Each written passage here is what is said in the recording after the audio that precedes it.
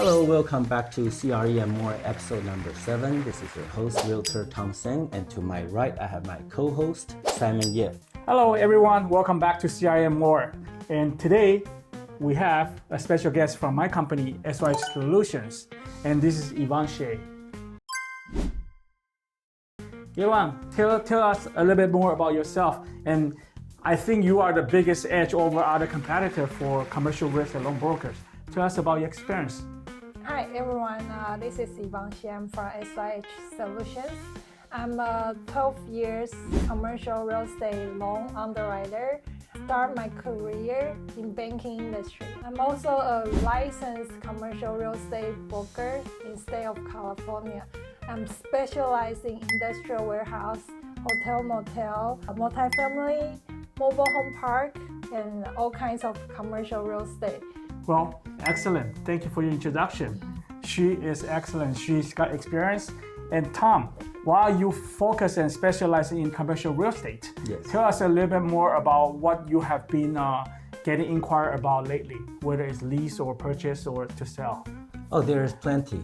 I have one lease request. I'm helping a client looking for a warehouse in Ontario, Rancho Cucamonga area, about 7 to 12,000 square foot warehouse with a showroom space and at least 4 offices available. We do need some extra lighting and need over 18 feet in ceiling. We're still on the lookout. If you have any properties, please reach out to me. And we are also looking for a restaurant space. Our clients are looking for a restaurant space to lease, and hopefully, preferably, that they were an existing restaurant before. That way we can do the kitchen, the grease trap is all existing. That can save about $100,000 to $200,000. We also have a restaurant looking to do a central kitchen and a warehouse and office combined together. They currently have an office right now, but they want to move out of an office into a newer, like a bigger central hub where combining office, central manufacturer to ship to their 13 different restaurants. That's also a very interesting project. Good, excellent.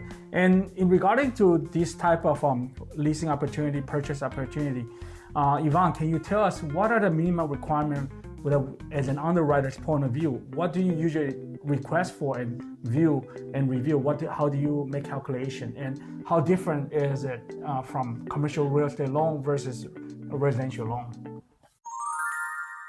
First of all, we need to look into their financials.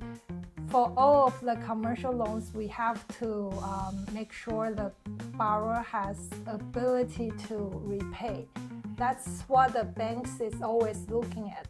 So basically, we need 3 years corporate tax return, and the most recent year we can collect the P&L, the profit and loss statement.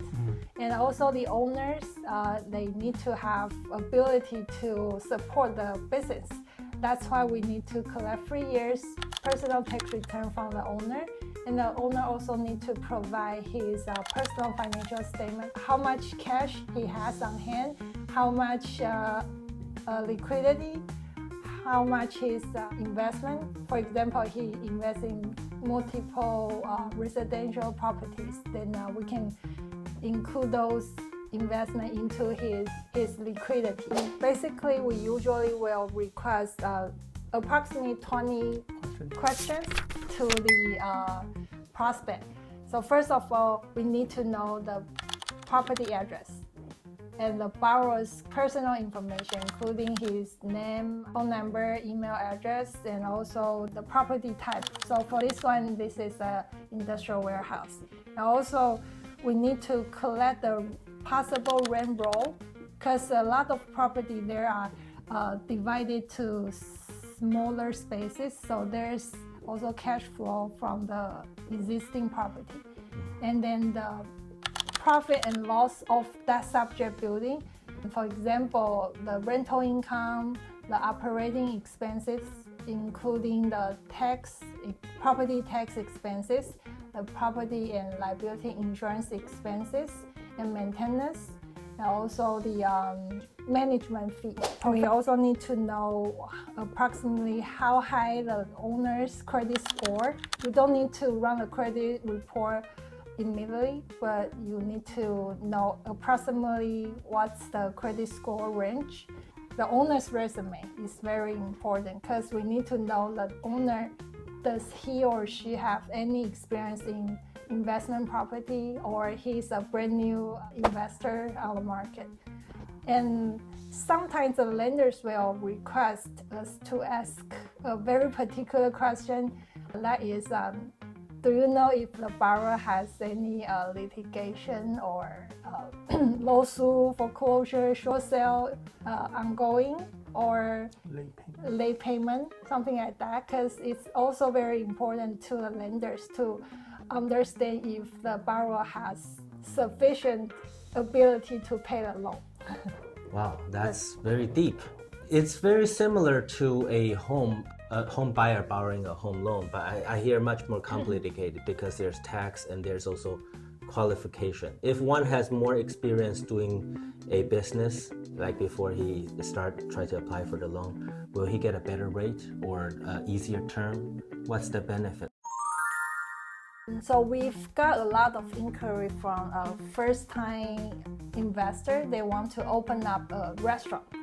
If he doesn't have a particular restaurant style in mind, I sometimes will suggest them to look for opportunity to join a franchise restaurant business. Because franchise business, they usually will train your staff and the manager and then provide a POS? POS and a training process for them to pick up the business. And then also they will support a lot of marketing strategies. I have a client who was in the Bay Area and he's a first-time investor. He works in the high-tech industry, earning a lot of salary, and he wants to start up, but he doesn't have much experience, so he wants to franchise. That is something that is very possible. Another way that we will help and kind of guide our potential borrower who wants to open up this new business that they don't have experience in is by hiring someone who has experience. Right? Would that be sufficient enough, or do they have to be a small partner? If they are doing a SBA loan, I would recommend them to join the management force and then have a small share of the company, the newly established company. But if that's a regular commercial loan, I believe the lenders is focusing on the owner's financial. So if the owner has sufficient liquidities and then he has a lot of investment in similar type of the business. With SBA loan, you mentioned that they are he joins taking a share to the newly established business. Can a newly established business qualify for SBA loan? Yeah, so for example, if we do have a client like yours that he does not have experience of running restaurant before, but he found a partner who may be a past general manager or a restaurant manager, and then they're going to join force. Even the manager does not have the asset. Maybe he can become a smaller partnership. He doesn't have the money to do guarantee or anything, but your prospect or your client has the money, has the experience of other investment, but not in restaurant. So them together, that may be able to help them qualify for SBA loan. Oh. So getting the experience from the experienced person. Let's ask you about your experience on, let's say, warehouse financing. Do we first find out the purpose of the purchase? When they purchase it, are they gonna occupy 100%, or are they gonna user or investor? Yeah, user or investor. And then going from there, what do you look at? If the buyer he is going to be the user, we will need to distinguish what's the percentage he's going to occupy the warehouse. For example, if he's going to 100% occupy the warehouse, it's gonna be an owner-occupied warehouse. We can submit this loan to SBA guaranteed loan. Okay. But if the owner is going to occupy less than 50%, it's more like an investor investing in a warehouse property. Then we need to consider the rental income from the other half he's going to rent out, and then we can consider the cash flow from the rental. So it's more like an investment property. So the loan will be based on whether if the property makes enough money to cover the loan itself. Yes. But it cares about the property and the income of the property more than the credibility of the buyer itself. The buyer's credibility is also important, but basically a bank is going to look into if he has sufficient down payment to purchase the warehouse. Can you give us an example? I assume that's what they call the DSCR ratios. Yes. What are most commercial loans DSCR rating are they? So generally speaking, we are looking for something 1.25 DSCR, but at this kind of environment, I'm trying to suggest our client to at least maintaining 1.25, but some of the lenders, they are expecting to see 1.3. So I think 1.3 is more safe for now. But if you're purchasing a warehouse, the loan to value could be a little bit higher. So you can look at 70% LTV. And at the same time, if you are going to 100% owner occupied, it's gonna be a SBA loan, so the LTV could be higher. So it's a perk for owner occupier to purchase a warehouse right now. I would strongly suggest the owner occupier to purchase warehouse instead of rental, because when you are purchasing a warehouse, you can have your own space to manage the business, and then you can also get a higher government guaranteed loan to own the property. So it's a win-win for the business owner. And then in terms of, because we are having a lot of inquiries from office building owners. So for office building, currently the lenders are very conservative. So the LTV is probably starting from 50%, but right now we're having a client, they're a Florida company. Their LTV could be as high as 70%. So it really depends on the lenders. So given said that, what are the general loan to value guidelines? So I'm gonna ask you and you can give me the number. So for warehouses, if it's a commercial use, typically what is the loan to value? Is it 65%? 70% would be sufficient. How about multi-families? 5 units and up, or maybe 20 units, 30 units? So 5 units and up, you can look up for 70%. As well, okay. Yeah, but sometimes you can go as high as 75%. Yeah, it's also lender specific and also the cash flow. Yes. How about hotel motels? What kind of LTVs are we talking about? Yeah, so hotel motel usually has a huge value on the structure, but nowadays the lenders are looking for LTV no more than 65%. Wow. So it's a super big discount for the hotel owners. So sometimes they used to have a very high appraisal value, but right now they are going to refinance and the value is not achieved the previous appraisal report. So I heard a lot of hotel motel owners have difficulties to refinance. That's right. Yeah. So whenever you've got any inquiries, you can reach out to us. We can help you pricing those refinance opportunities. Sometimes we might be able to provide a better solution for their. So by the way, up as of today, Yvonne, how many lenders do we have? With SYH, we have 700 plus lenders, including credit unions, banks, CMBS, SBA, 7AM. Also, Insurance companies? Debt funds, insurance company, private money, also some bridge lenders. Oh, when I was in my licensing class, I was learning that most of the loans over 3 million are lent by insurance companies. And CMBS, that's a minimum. I see. Yeah. And come to talk about commercial real estate loan and also commercial real estate opportunities. I just read in the news that there are multi-trillion dollars debts that's due to be refinanced next year and the year onwards, because a lot of acquisition was done during COVID or prior to COVID. Yes. And as you know, commercial real estate loans are usually not long-term. They are 3-year balloon, 5-year balloon, up to 7 years balloon. And these loans are coming due maturing. Sometimes when they cannot do the refinance, they're forced to sell. So there's going to be a lot of, for example, office spaces coming up due for sale. And also there's a lot of opportunity for refinances. Yes. So if you do, or any of our audience come across business owners that owns commercial buildings, or investor that wants to look into commercial real estate properties, reach out to Tom and also Yvonne and myself. We can help you provide a financing option, do the pre-calculation on how much the monthly payment, how do you qualify for these commercial real estate properties, and how much down payment you need to come up with.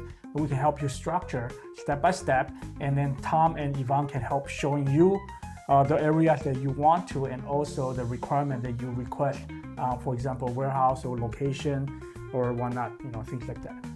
Yes, and Simon mentioned a great point. A lot of business owners or property owners who purchased the property about 5 years ago, they were probably having rates around 4%, 4.5%, and now they're facing close to 8% like interest rate. So if you need to refinance and get a second opinion, definitely call Yvonne Hsieh. She is a great person and we can offer you great rates. So that's one of the deals that we have done a lot. That's not a transaction, so it's not my business, but they do a lot of refinances recently. Yvonne, come to think of all the past experience, what are the most memorable loan that you have helped resolve for your clients? So a lot of lenders, they don't want to touch Non-profit or religious facilities. Because they cannot make God the guarantor. Yeah, that's the biggest issue.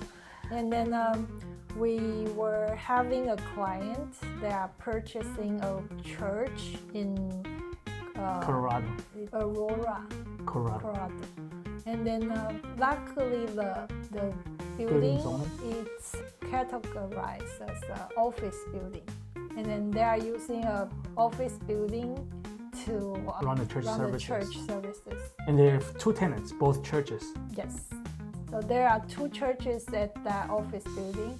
And then luckily we can use the rent roll from both of the churches to qualify the cash flow requirement. And then also, of course, the church, even though they are acquiring a church, the borrower is a LLC holding company. Not a church. Yes. And then even though the holding company, the managing member of the holding company is a church member, but he's not a pastor, he's just a member. So he is able to, using his LLC, to purchase the church and then provide a down payment to complete the transaction. Excellent. So that's one of the memorable. That's really unique. Yeah, I've seen some churches for sale and they're on the market for 2 years, 3 years, unable to get sold. I think loan must play a big role in that reason. Oh yeah. Yes. I think the real estate agents are trying to push them to close early, saying that this building is so hot, so many people are looking to purchase it. But the seller himself doesn't want to sell to any other business. Recently, Tom, we just went to visit a temple, and that was a tough one for Yvonne to take a look to trying to finance it. What do you think of the temple and the zoning? I mean, what was on your mind when you first saw the building? So we went to a Buddhist temple in the city of Covina together, and that property is currently being used as a Buddhist temple, but because of the COVID, they have not been hosting much of functions. They only do it on the celebratory days. But during the process, we found out it was zone C5, which is the highest rated commercial zoning you can do. And you can pretty much do anything like commercial use, such as senior care center, daycare center, because it's a serene building. The style would not be suitable for warehouse unless you tore it down. Or retail or veterinarian or medical doctors, they can all come in, or rehab center. These are all great uses. Instead of putting on the market as a temple religious facility as is, we open up to much more audiences. Yes, so we are currently still working on this deal together. We have hosted this video series for 7 episodes, and this is my first time. I want to go deep in like some of the conversation we had with Simon about some of the reasons why people are investing, because with the high interest rate, it's very difficult to get your loans covered at 70% loan to value ratio. So sometimes a property might be purchased at a negative cash flow in certain scenarios. Some of my investors didn't get it, but Simon has a great explanation on what are the reasons. So a lot of time, first of all, when you're purchasing instead of renting, you are paying yourself as a landlord, right? You're not paying money out. You're not paying other people's mortgage or the commercial loan, first of all. And when you purchase this building, you have more control of what you want to do with it, how much portion you want to rent it out, how much you want to keep it to yourself. Another thing is that there's also something that Jose Mesa would always remind us, depreciation. When you have the property under your company or the holding company, there is something called phantom loss, which is depreciation on the property. And on commercial loans is, divided by 39 years, right? So depreciation will help reduce your tax liabilities. So versus when you pay rent to rent a warehouse, retail store, or building or commercial buildings, whereas now you have a depreciation where you can deduct a lot of expenses down, the depreciation expense down. It's a phantom loss because you never took money out of your pocket. Yes. It's a depreciation out of 39 years. So I think a great example of this is someone who is renting, for example, using one of our trusted partners example. He runs an insurance company and used to rent offices. And he came across a good opportunity to buy the whole building. Now he's using it almost 100%. I guess all his farmers agents are using the building, and then he also get the depreciation on the building instead of paying rent to other landlords. Yeah, so he basically after 25 or 30 years, he just paid off his loan, and now he can use the building for free. And he does have a tenant, like cell tower tenant who is paying him rent for 10 years. He's just getting cash flow in. So maybe the negative cash flow during the beginning is a short-term loss. Once you are building equity, and in many cases, real estate appreciate in value. That's right. By the time you sell it, you probably just doubled your value. Actually. And then that is in CRE N MORE episode number 2. Yvonne, come back to you. So a lot of these, whether it's borrower or loan officers or even agents, they refer loans to us, and they come across, they always think that, hey, if I cannot get it done with a regular residential loan, it has to be commercial loan. What's wrong with that mystery? Due to the regular mortgage loan, residential mortgage loan, we have to look into the financials from the personal, right? Right, personal financial income. Personal income, his or her personal tax return, and then of course 103. The 1003, yeah, it's similar to personal financial statement, something like that. So they thought maybe commercial loans can give us some relief on providing financial information. So we have to remind our partners or agent and friends and other loan officers that commercial loans are full ducks. There's no shortcuts. Even though they look at ability to repay, ATR, ability to repay, same thing as residential. But at the same time, they use different cash flow. They don't only look at your personal income, they actually look at the cash flow from the subject property itself. So using the rent roll, what is the formula for net operating income?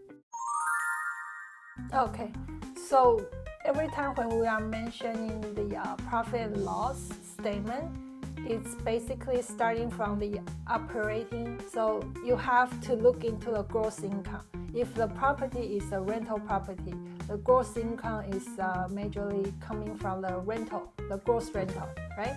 And then we have to, so for conservative calculation, we have to consider a portion of vacancy factor. Okay. So I usually will, depends on the property type, I will place a percentage for vacancy.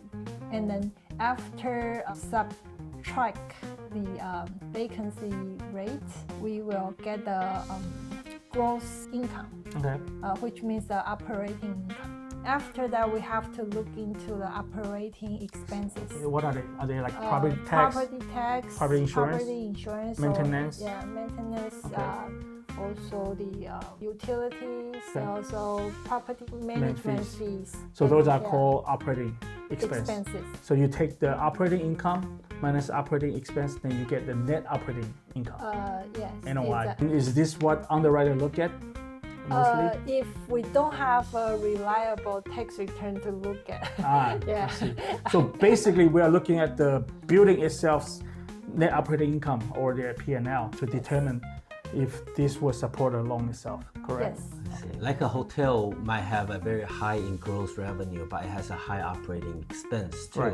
So the net from a hotel building and a warehouse will be, It varies, yeah. Yeah, from gross to gross. But the net is what we really look at when we look at the loan. But when you are looking for the hotel, usually we can, so for all of the commercial real estate properties, you can add back the depreciation and the interest expenses. Okay. Lately, we've done quotes. Someone who filed his personal tax return negative $591,000 last year. The year before was negative $268,000. But as long as he can show net worth of $2.6 million, we still can do the loan. So it's fascinating because whenever you look at such a big negative tax return, a lot of bankers, a lot of loan officers, they think, we cannot qualify him. He wrote everything off. Yes. Right. But in commercial loan, we don't only look at the personal tax returns. We actually look at the building itself. Yeah, that reminds me. I had a restaurateur. He owns a restaurant, and he's like, he wants to buy a home, but his restaurant business was like a negative. But he was able to buy it cash. He's so much money, but then the tax is all written off. Yeah. So it's asset guarantee. And I also had a lot of startup who were like, hey, I wanna borrow a loan to acquire this property. And like, what if you cannot pay back? Oh, then I just bankrupt. And I know that a lot of people might think commercial, you can just bankrupt on your company name, but unless you are a public traded company, you are always personally liable. Yes, that's correct. I'll come to talk about location. I mean, a lot of these lenders, they don't like locations. Is it due to the population or what? So some lenders, they only require the city needs to have at least 20,000 population. 20 to 25,000, Yes. right? And some lenders, they will look into the population within 10 miles from the subject property too. But they require higher population. It's approximately 100,000. If you came across any property at the rural area, it's kind of difficult to find a lender. I did come across some like Starbucks in some middle of nowhere town, like a highway running across it. You're talking about Big Sur? Yeah, yeah, and somewhere like up over Modesto. But if that's a Starbucks, because a lot of clients just come and go, so maybe we can persuade the lenders that there's sufficient traffic counts. I see. Yes. So the corporate brand that you purchase also carries some credibility to it. Yes. So Yvonne, let's talk about some type of loans that we have been doing recently, and it's been popular in Southern California and other states. It's called adult care homes, senior care homes, senior care facility, or what they call community home. Yes. What are the requirements to finance those type of properties, and what type of experience or licenses do they have to be? So recently we have a couple of this type of inquiries. If that's in California, so I would say if the location is in near Pacific Ocean, the West Coast, the license to establish a senior facility is hard. It usually takes at least 6 months to a year to get a permit. I would recommend the investors to look for opportunities such as purchasing an existing facility. Not to convert, right? Convert. Instead of converting it. So buying something that's existing. Yes. And how about experience? Oh, of course, the owner needs to have experience. So we have a lot of prospects that are RN. They already own smaller scale of the facilities and they want to expand. And we also came across one that he doesn't have the experience, but he's partnering up with the one who has experience and he owns a facility, he wants to convert it into the adult care facility, and that can be done. But does the investor have to have like the main financial provider have to have higher like a portion in the company? I believe the ones that we came across, they are 50-50 partners. So the other person who already been running the adult care homes, she's the one who's gonna partner up, and so they are both gonna be guaranteeing for the loan. But the guy who owns the property wants to sell the property into this new care facility. I see. Yeah. Oh, there's a portfolio loan that we've come across recently. Yes. Someone who's purchasing a portfolio of 50 single-family rental homes. Wow. How do you determine how to qualify them for the loan? So because the portfolio including 50 homes, so I spent a lot of time to find out the property tax insurance for each of the homes, and then I got also rent roll. Yeah, right? got a very complicated rent roll from the prospect, and then due to the rent roll looks very strong, I deduct all the expenses, and it looks like the portfolio is very cash sufficient. So a lot of lenders like to do the loan. They have High interest. Yeah, high interest doing this. to do. And then surprisingly, the LTV can be as high as 80%. Wow. Yeah, so That's like a residential. Yeah, and it's pool of 50 families. Yes, yes. So That's a quick way to get out of the rat race. that's right. That's right. I think that type of loans, we have multiple lenders that are interested in. So if you have sufficient cash flow on hand, maybe that's a kind of investment you can consider. I see you guys help many people resolve challenging loan Oh, yeah, deals. that's right. And keep in mind, we do commercial loans in all 50 states. So if you have office building, warehouse in Florida, in other states, Texas, or other parts of California. Of course, we are based out here in Southern California, but we do work accordingly. A lot of time we have clients that's at Eastern Standard Time. We get up at 6 o'clock, they're 9 o'clock in the morning. We do a Zoom call to answer any of their questions. I heard a lot of challenging deals. I want to hear what are some of your most rewarding cases. So we do have residential investors that's always buying, single-family homes, later on converting to buying also like condos, and now they want to do a 1031. So they sell off 2 condos and 3 single-family homes, and they bought a plaza in Texas. And that's the type of the thing that we can help them, because in order to make that decision, it's not easy. But to save them the headaches, because they want to convert into one, and they actually bought something in Texas, which is a triple net. I think it was $2.8 million in purchase price, but whereas they sold off a couple of their residential houses. So I think that's very rewarding, because you help them into the right direction, less headaches for the landlord. And we also have an example where we have partners from other states. So we had a Arizona agent. She actually called us up and trying to help their clients, because their clients are trying to get out of California. They have multiple properties planning to sell, I guess, hopefully 2025. So hopefully we can work together on helping them, because she's in Arizona, but they're also trying to look for commercial properties to purchase. This year we acquired I helped my client acquire a 4-plex because the mom is getting too old, right, and she has dementia, so the son wants to offload them. And I see that the same thing, because with multifamily residentials, you're gonna get calls, hey, there's a leak in plumbing. Actually, since we purchased that, in only 6 months, we are replacing half of the roof. I hope them replace 2 pipes, sink, replace a few, but we are open to replacement because we are trying to value up on the property value, so we're open to do that. So the same property might be suitable for different customers. And I'm helping my client. This 4-plex is just a halfway to. I'm trying to get them to a triple net.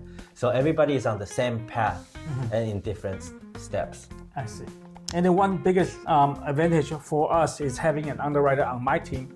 Rare do you see talking to a loan officer, you get to talk to an underwriter herself or him or herself. But now we have Yvonne. So a lot of time, whenever there's inquiry coming in from our referring partners, whether it's agent, other loan officers, or buyer themselves, we actually set up a Zoom call so they can see us, and then Yvonne will help answer their question. And let's say their qualification is not quite up to par. There are alternative documents or alternative way of structuring that Yvonne can offer advice, which is an advantage of talking to other loan officers that only know one way to do it or banks way to do this type of loans. Many of the audience doesn't know what's the difference in role between loan officer, loan originator, and underwriter. Yeah, let me tell you the difference. The biggest difference is we are like the outside salesperson. We know programs back of our heads, but we don't actually process or calculate. We can do the pre-qualification part, do the calculation on the basic stuff, but in depth, she as an experienced underwriter, she already knew what the underwriter is gonna look for.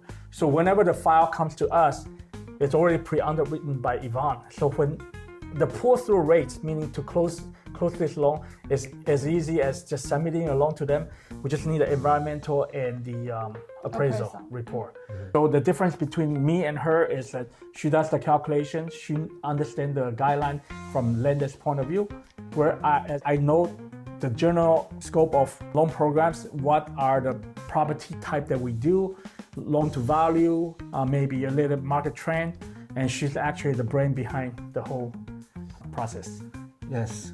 Coming to the symptoms of a purchasing transaction, many people, buyer would have experienced, yeah, I got this pre-approval letter and then we opened escrow, but during the day I kept on getting asked, provide this, provide this, provide this. It's like nonstop. I just gave you this. That's because there's a communication gap between that buyer and the loan originator and the underwriter. Because the underwriter, they have to ask and then submit. But now knowing that underwriter, having on the same team, that's the key to a smooth communication. Yes, we set up the expectation ahead of time, collect documents, already pre-underwrite them.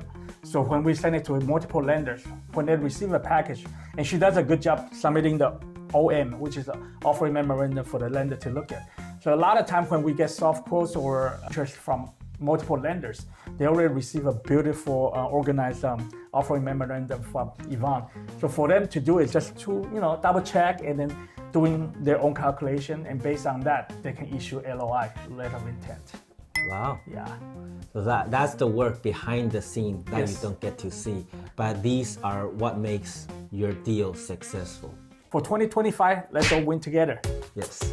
Call Simon Yeh and Yvonne Hsieh if you have any commercial loan or residential loan, refinance loan, SBA loan needs. Just give him a call. All 50 states, we can handle. And then please reach out to both Yvonne and Tom when you have commercial real estate inquiries, whether it's lease, purchase, or to sell. Let us know, we can help you. And this is CRE N MORE, episode number 7. Thank you. Okay then, bye-bye.